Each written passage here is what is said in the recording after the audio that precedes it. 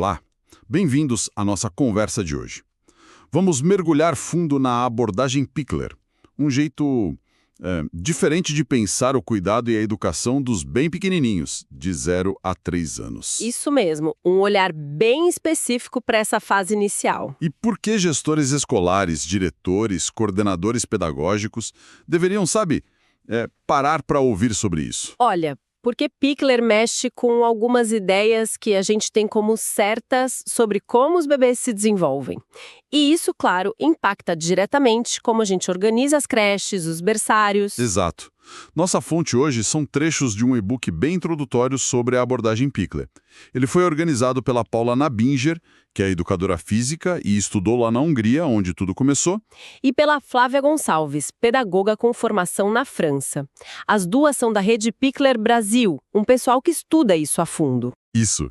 E a nossa missão aqui é tentar entender a essência dessa abordagem, um pouco da história dela, e o mais importante, como isso vira prática no dia a dia com os bebês, né? Especialmente quando a gente pensa em ambientes coletivos, como as creches. Que é o grande desafio, né? Aplicar num grupo. Pois é, e já para começar, ter uma ideia central que, assim, pode até causar um certo estranhamento inicial. A questão do desenvolvimento motor? Exatamente. A abordagem Pickler aposta muito na capacidade natural do bebê de aprender a se mover, sentar, engatinhar, andar. Pickler dizia que tudo isso aconteceria no tempo certo do bebê, sem que a gente precise ficar ensinando, colocando na posição ou usando aqueles estímulos todos que a gente acha que precisa fazer. É uma confiança bem radical na competência do bebê, desde muito cedo. É isso. Vamos tentar desempacotar o que isso realmente significa na prática? Vamos lá. Para entender de onde vem essa ideia tão diferente, talvez, a gente precisa conhecer a Amy Pickler. Quem foi ela? Então, Amy Pickler nasceu em Viena, lá em 1902. O pai era húngaro, marceneiro, e a mãe austríaca, educadora. Ela cresceu em Budapeste, mas voltou para Viena para estudar medicina e se especializou em pediatria. Uma figura bem interessante. E casou com um pedagogo, né? George Pickler. Isso deve ter ajudado nas discussões em casa. Com certeza. E essa ideia central da autonomia motora não surgiu do nada, assim, de uma teoria abstrata. Nasceu da pura observação. Primeiro da própria filha, a Ana, que nasceu em 1931. Ah, ela testou em casa primeiro. Exato. Ela e o marido decidiram, não ajudar a Ana a sentar, ficar de pé ou andar. Deixaram ela mais livre no chão, na posição horizontal a maior parte do tempo, confiando que ela chegaria lá sozinha, no tempo dela. E deu certo. Deu super certo. A Ana se desenvolveu muito bem, sem nenhum atraso motor. E a Pickler, como pediatra, também observava demais os seus pequenos pacientes. Ela era muito atenta aos detalhes. Que interessante, mas não foi só isso, né? O material fala de outras influências. Sim, essa convicção foi se construindo. Lá em Viena, ela teve contato com professores que já tinham um pensamento um pouco fora da caixa para a época. Um deles, Clemens von Pirket, via a criança como um todo, sabe? Corpo e mente juntos. Valorizava o ar livre, a observação cuidadosa. Já tinha essa visão mais integral. Isso. E outro professor, Hans Hauser, defendia um exame médico mais gentil. Ele tratava o bebê como alguém ativo, capaz de entender. A Pickler já conversava com os bebês durante os exames, explicava o que ia fazer. Algo bem raro naquele tempo. Nossa, bem à frente do tempo dela. Muito. E tem também aquela história curiosa que ela contou sobre estudar prontuários ortopédicos. Ah, sim. A das crianças ricas e pobres. Essa mesma. Ela percebeu que crianças de famílias com mais dinheiro que eram super protegidas, quase não saíam de casa, sofriam mais acidentes domésticos graves. Já as crianças mais pobres, que brincavam mais soltas na rua, subiam em árvore... Se mexiam melhor. Exato. Desenvolviam mais prudência, conheciam melhor os próprios limites. Parece que essa liberdade de explorar trazia uma consciência corporal maior. Tudo isso foi alimentando a hipótese dela sobre o desenvolvimento motor autônomo e a base do que hoje a gente chama de cuidados picklerianos. E toda essa filosofia, essa prática ganhou um endereço físico muito importante em 1946, certo? Quando ela assumiu a direção de um abrigo em Budapeste. Isso, na Rua Lotzi, um abrigo para crianças bem pequenas, de 0 a 3 anos. que depois ficou mundialmente conhecido como Instituto Pickler. E o que esse Instituto Lotze tinha de tão diferente? Olha, era algo totalmente inovador para a época. Pensa que, naquele período pós-guerra, muitos abrigos tratavam os bebês quase como números, sabe? Uma coisa muito impessoal, sem interação real. Isso gerava problemas seríssimos de desenvolvimento, o que ficou conhecido como hospitalismo. Uma carência afetiva e de estímulo, né? Exatamente. A Pickler fez o caminho inverso. O foco total em Lotze era cuidados de altíssima qualidade, com muito afeto, muito respeito e deixar os bebês livres para se movimentar. A grande sacada era ver o bebê como uma pessoa completa, competente, ativa, desde o primeiro minuto de vida. Não como um ser passivo que só recebe. De jeito nenhum. O objetivo principal ali era, na verdade, curar as feridas. Muitas daquelas crianças vinham de situações muito difíceis, de abandono. Elas precisavam de um ambiente seguro, de verdade seguro, física, emocional e psiquicamente, para poderem se recuperar e, quem sabe, voltar para uma família ou serem adotadas. Um trabalho de reparação mesmo. Um trabalho delicado e profundo. E deu tão certo que, a partir dos anos 70, Lotze virou uma referência na Europa toda. O Instituto foi se adaptando com o tempo, virou creche em 2006 e hoje funciona como creche e também como um importante centro de formação internacional. Essa ideia central de ver o bebê como um sujeito ativo, não um potinho vazio que a gente tem que encher de coisas. Isso muda tudo na relação, né? É uma virada de chave completa. Totalmente. Se a gente acredita que o bebê tem desejos, tem capacidade de explorar o corpo, o espaço, as relações, desde que nasce, o que isso exige do adulto que cuida e educa?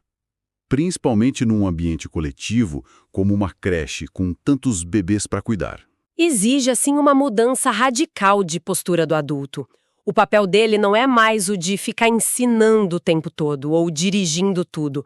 Passa a ser o de criar as condições ideais. Que condições seriam essas?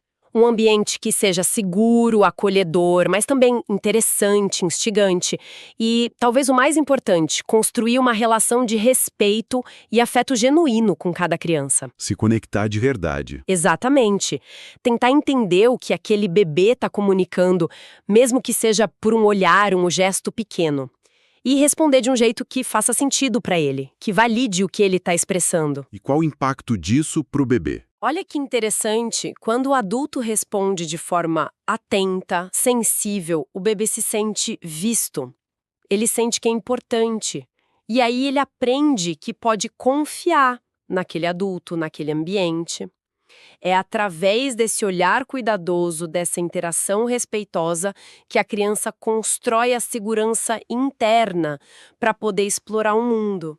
E isso desenvolve autoestima, confiança? Exato, a criança começa a entender o que ela consegue fazer, quais são suas potencialidades, até onde pode ir. Essa segurança afetiva construída na relação é a base para tudo. Para o desenvolvimento motor, para o desenvolvimento cognitivo, para tudo. Entendi. E essa base de segurança e respeito é o que sustenta os pilares da abordagem Pickler, né?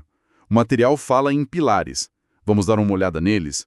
O primeiro é a autonomia. Isso. Como o Pickler define a autonomia do bebê? Não é só sobre fazer as coisas sozinho, imagino. Não mesmo. Autonomia, para Pickler, é a capacidade que a criança tem de usar o que ela já sabe e consegue fazer no momento, seja no movimento, seja na relação, para aprender mais e agir no mundo. É o que ela chama de atividade autônoma. Atividade autônoma. É aquela que parte da iniciativa da criança, que ela mesma inventa, sem que o adulto fique lá direcionando, dizendo faz assim, pega aquilo. É a criança explorando por interesse próprio. Tem uma frase ótima da Ana Tardos, filha da Pickler, e que trabalhou anos com ela. Aquela que foi o experimento inicial? Ela mesma. A Ana Tardos diz algo como: se confiamos nas capacidades da criança pequena, veremos que ela é capaz de muito mais coisas do que geralmente imaginamos. É um convite bem direto para a gente observar mais e intervir menos. Mas aí, sabe, surge sempre aquela preocupação, principalmente para quem lida com bebês. Autonomia não pode virar abandono, né? Não é deixar a criança largada. Absolutamente fundamental. A autonomia só consegue florescer de verdade se existir uma relação afetiva privilegiada. Ah, então uma coisa depende da outra. Totalmente. Não existe autonomia no vazio. Precisa dessa base de segurança afetiva. E como se constrói essa segurança? Justamente naqueles momentos de cuidado individualizado. A troca de fralda, o banho, a alimentação. Exatamente. Quando o adulto está ali 100% presente para aquele bebê, sabe? Conversando, convidando ele a participar. Olha, agora vamos levantar o seu bracinho para colocar a manga da blusa, tocando com suavidade, mas com firmeza, avisando o que vai fazer, dando tempo para o bebê responder ou reagir. Uma interação mesmo, não uma tarefa mecânica. Isso, é esse cuidado de altíssima qualidade que nutre o vínculo afetivo, é essa relação de confiança que vai dar a segurança, a coragem para a criança se aventurar sozinha depois, na atividade autônoma. Faz todo sentido. Um pilar sustenta o outro. E quais seriam os outros princípios importantes que os gestores, coordenadores precisam ter em mente ao pensar Pickler? Bom, tem a tomada de consciência de si e do seu entorno. Aqui o papel do adulto é crucial, porque é ele quem estrutura o ambiente. As relações, o espaço físico, a rotina do dia, tudo isso influencia como a criança se sente, se ela se sente competente, se ela pertence àquele lugar. O ambiente como um educador também, né? Exatamente. Um ambiente previsível, bem organizado, ajuda muito a criança a se organizar internamente. E, claro, tem o bom estado de saúde dos bebês, que não é só não estar doente, mas um bem-estar geral. E isso é tanto um resultado desses cuidados todos, quanto uma condição para que a criança possa explorar e se desenvolver bem. Você deu o exemplo do banho antes. Sim, o banho é um ótimo exemplo. Ele limpa o corpo, claro, mas é também um momento super rico para fortalecer o vínculo, para relaxar, para conversar. Contribui para a saúde física, mas também para a saúde mental e emocional. Falando nesses cuidados, a qualidade desses momentos parece ser realmente o coração da abordagem. Tem uma frase da Judith Falk, outra pessoa importante que trabalhou com Pickler, que é bem forte, né? A saúde mental de uma pessoa se constrói a partir da qualidade dos cuidados recebidos ao longo de sua primeira infância. É fortíssima essa frase. E verdadeira. Como seria, então, um cuidado pickleriano na prática? O que a equipe de uma creche, por exemplo, precisaria saber para colocar isso em ação? É fundamental pensar nesses momentos, a troca, o banho, a refeição, não como tarefas que precisam ser feitas rápido para despachar logo, mas sim como oportunidades preciosas de conexão íntima com cada bebê. O material fala da coreografia dos cuidados. Coreografia? Gostei disso. É uma imagem boa, né? Mãos que tocam com firmeza para dar segurança, mas ao mesmo tempo com muita suavidade. Movimentos sem pressa, lentos, uma voz calma, explicando o que está acontecendo. Agora vou tirar sua fralda, vou passar o sabonete na sua barriguinha. Um olhar atento para as reações do bebê, muita empatia. E a repetição disso. A repetição dessa coreografia, dia após dia, cuidado após cuidado, traz uma segurança enorme para a criança. Ela começa a antecipar o que vai acontecer, se sente segura naquele ritual. E o que mais acontece nesses momentos além do vínculo? Muita coisa. Primeiro, como a gente falou, fortalece o vínculo seguro. Segundo, o bebê se sente importante, se sente competente, porque ele é convidado a colaborar, a participar ativamente do próprio cuidado. Mesmo que seja só um olhar, um movimento pequeno de cooperação. Exatamente. Terceiro, rola um aprendizado mútuo. O adulto aprende a ler os sinais daquele bebê específico e o bebê começa a entender a sequência das ações, a linguagem corporal e verbal do adulto. Quarto, quando o adulto nomeia as partes do corpo, agora vou lavar seu pezinho direito. Olha o seu umbigo. Isso ajuda o bebê a construir a imagem do próprio corpo, o esquema corporal. É muita coisa acontecendo numa simples troca de fralda, né? Muita coisa. Então, veja como os dois pilares que a gente falou se conectam aqui. O vínculo pela qualidade dos cuidados e o desenvolvimento pela liberdade de movimentos. O cuidado de qualidade enche o tanque afetivo do bebê. Dá aquela segurança básica. E é isso que libera ele para depois ir explorar o mundo com autonomia, com iniciativa própria. Entendi. O cuidado carrega a bateria para exploração. Ótima analogia. É bem por aí. Ok. O cuidado é fundamental. Essa conexão é a base. Mas e quando o bebê não está sendo cuidado diretamente? Naquele momento de atividade livre, de brincar. Se a ideia não é ficar ensinando, nem corrigindo, nem estimulando o tempo todo, qual é o papel do adulto ali? Fica só olhando de longe? É um papel ativo, mas diferente do que a gente costuma pensar. Primeiro, é uma atitude interna, de confiar que a criança é capaz, que ela vai encontrar o caminho dela. Segundo, é preparar o cenário. Organizar um espaço que seja seguro, claro, mas que também seja interessante, com objetos que provoquem a curiosidade, que sejam adequados para a fase de desenvolvimento daquela criança. E essa preparação se baseia no que o adulto observou da criança. Ah, observação de novo. Sempre ela. E terceiro, e isso é muito importante, é estar presente. Não fisicamente em cima da criança o tempo todo, mas disponível, atento, transmitindo segurança, com o olhar, com a postura calma. É uma presença que diz pro bebê, eu tô aqui, pode explorar tranquilo, estou cuidando de você. Sem ficar interrompendo a concentração e a iniciativa dele a toda hora. Uma presença que dá segurança, mas não interfere? Exatamente. É uma arte delicada. E quais os ganhos para a criança quando essa liberdade de movimento é respeitada de verdade nesse ambiente seguro? Ah, são muitos. A criança desenvolve um conhecimento muito mais profundo e realista do próprio corpo. Sabe o que consegue fazer, quais são os seus limites naquele momento. Por isso ela se torna mais prudente, aprende a avaliar riscos por experiência própria, não porque o adulto disse cuidado. Desenvolve o bom senso corporal, digamos assim. Isso. O repertório de movimentos dela fica mais rico, mais variado. E os movimentos em si tendem a ser mais harmoniosos, mais seguros, mais eficientes. A gente observa menos tombos desajeitados, mais controle, mais fluidez. Interessante. Agora, vamos para o grande desafio que eu acho que é onde muitos gestores se perguntam. Como trazer tudo isso para a realidade de uma creche? Com horários institucionais, rotinas, muitas vezes poucos adultos para muitos bebês.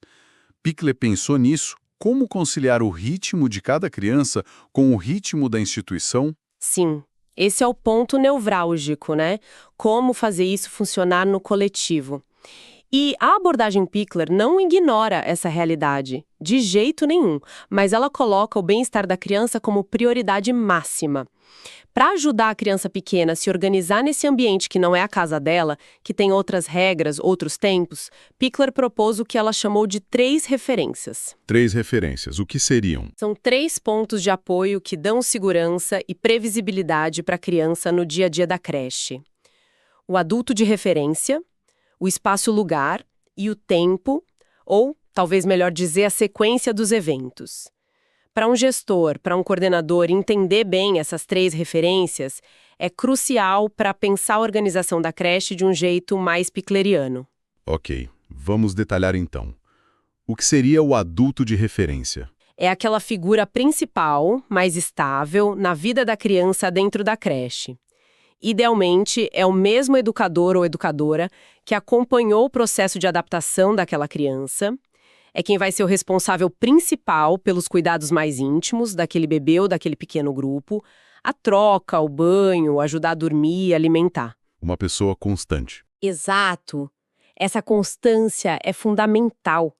A criança aprende a confiar naquele toque específico, naquela voz, naquele jeito particular de fazer as coisas. O adulto de referência se torna um porto seguro, alguém previsível no meio de tanta gente e tanta coisa acontecendo. O cuidado vira um momento de diálogo real, de parceria entre os dois. Mas isso exige uma organização da equipe, né? Pensar nos agrupamentos, na estabilidade dos profissionais. Com certeza. É um desafio gerencial importante.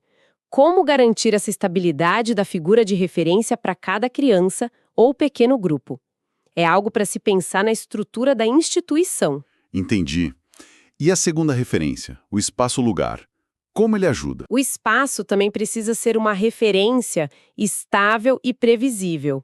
Significa que as coisas importantes para a criança tem um lugar certo. Os pertences dela, a fralda, a chupeta, o paninho de dormir, ficam sempre no mesmo lugar. A refeição acontece sempre na mesma mesinha ou cadeira. O soninho é sempre na mesma cama ou colchonete. Cria uma ordem externa que ajuda na ordem interna. Perfeito. A área de brincar também precisa ser bem definida, com os brinquedos organizados de forma consistente, visíveis e acessíveis para a criança poder escolher. Uma criança pequena se desorganiza muito fácil se o ambiente muda o tempo todo ou se está muito caótico. A estabilidade do espaço físico ajuda a criança a se sentir segura e a antecipar o que pode acontecer ali. Faz sentido. E a terceira referência, o tempo ou sequência. Como funciona isso para bebês que não têm noção de hora? É exatamente por isso que a gente fala mais em sequência do que em tempo de relógio. Bebês não entendem que são 11h30 a hora do almoço, mas eles entendem com repetição a ordem em que as coisas acontecem no dia. Ah, tipo, depois de brincar bastante, vem o papá. Depois do papá, vem o soninho. Isso, depois do soninho a gente troca a fralda, depois brinca de novo. É a previsibilidade da sequência dos eventos que dá segurança, não o horário exato marcado no relógio. Saber o que vem depois ajuda a criança a esperar com um pouco mais de tranquilidade, a se preparar para a próxima atividade. E a própria rotina dentro de cada cuidado também ajuda, né? Aquela coreografia que você falou. Sim, a repetição das ações dentro de cada momento de cuidado, sempre tirar a roupa do mesmo jeito, lavar na mesma ordem, também constrói essa noção de tempo e de segurança para o bebê. Então, a chave para equilibrar o tempo individual do bebê com o tempo mais fixo da instituição seria focar mais nessa sequência previsível do que em horários rígidos para tudo. Exatamente. Na prática da creche, geralmente os horários das refeições principais acabam sendo um pouco mais fixos, até por questões de logística da cozinha, etc. Eles podem servir como âncoras no dia. Mas a sequência dos outros momentos, o sono, o cuidado individual, a brincadeira livre, pode e deve ser mais flexível, tentando respeitar ao máximo o ritmo de cada criança. Mas isso deve exigir uma ginástica mental enorme do educador, né? Para dar conta de vários ritmos ao mesmo tempo. Ter na cabeça, mais ou menos, onde cada criança do seu grupo está na sua rotina pessoal. Quem já comeu, quem está dormindo, quem acabou de acordar e talvez precise de uma troca de fralda. Para quê? Para poder se organizar e conseguir dedicar aquela atenção exclusiva e tranquila a um bebê durante o cuidado, enquanto os outros estão seguros, seja brincando autonomamente, seja descansando. E como ele consegue fazer isso? Parece impossível. Só tem um jeito, com uma ferramenta que é absolutamente essencial em Pickler. Deixa eu adivinhar. A observação? Ela mesma. A observação atenta, cuidadosa e registrada é a base de tudo. É o que permite ao educador conhecer cada criança e gerenciar essa complexidade toda. Então vamos lá. Por que observar tanto? Para conhecer cada criança de verdade. Quais são as preferências dela? Como ela se move? Como ela aprende? Qual é o ritmo dela? Observar também mostra para a criança que ela é importante, que ela é vista, valorizada. E, claro, a observação informa todo o planejamento do educador. Como ele vai organizar a rotina do grupo, que cantinho ele vai preparar no espaço, que objetos vai oferecer. E, fundamental, observar ajuda a identificar qualquer dificuldade que uma criança esteja enfrentando para poder discutir em equipe e buscar soluções. E o que observar especificamente? O dia a dia. Especialmente a criança em atividade livre, quando ela está agindo por iniciativa própria. O que anotar? Fatos concretos da forma mais objetiva possível. O que ela fez, como se moveu, que postura adotou, como usou um determinado objeto, como interagiu ou não com outras crianças ou adultos, qual era o tônus muscular dela, a expressão emocional. O foco é no que o bebê faz por si, sem a gente ficar colocando nossas interpretações logo de cara. Pickler até sugeria observar por no mínimo 3 minutos seguidos para pegar a sequência da ação. E como observar? Tem o jeito certo? O ideal é observar com frequência. de forma sistemática, com a mente aberta, sabe? Tentando não ver só o que a gente já espera ou quer ver. Sem interferir na ação da criança, se posicionar de um lugar discreto, não muito em cima, para não inibir, e registrar, anotar o que viu para poder refletir sobre aquilo depois e principalmente para compartilhar com a equipe. A observação compartilhada enriquece muito o trabalho. E quando observar? O tempo todo. Basicamente, sim. É uma postura contínua.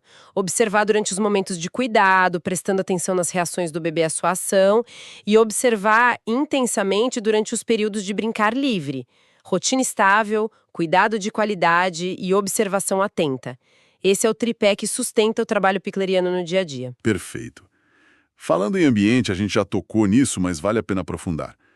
A organização do espaço físico e o mobiliário também precisam refletir essa filosofia de criança ativa e capaz, né? Totalmente. O espaço físico fala muito sobre a nossa concepção de criança. O ambiente pode convidar à autonomia, à exploração, ou pode restringir, infantilizar, superproteger. O texto descreve um ambiente picleriano como sendo estável, regulador, organizado, seguro, legível, quer dizer, que a criança consegue entender, e tranquilo. Exatamente. E às vezes são detalhes que fazem toda a diferença. O exemplo que você deu dos ganchos das mochilas é ótimo. Se estão muito altos, a criança sempre vai depender do adulto para pegar e guardar. Uma coisa simples, mas que impacta diretamente a autonomia dela no dia a dia. É verdade. E tem um alerta importante que o material traz que eu acho super relevante para quem está na gestão escolar, pensando em montar ou reformar espaços. Qual seria? Que não adianta sair comprando tudo que tem o selo Picler, o famoso triângulo de escalada, o trocador com grades, e achar que pronto, tá fazendo Picler. Isso é crucial. Usar o mobiliário Picler não garante de jeito nenhum que a abordagem está sendo aplicada. Precisa de estudo profundo dos princípios, da filosofia por trás. Isso levanta uma questão importante.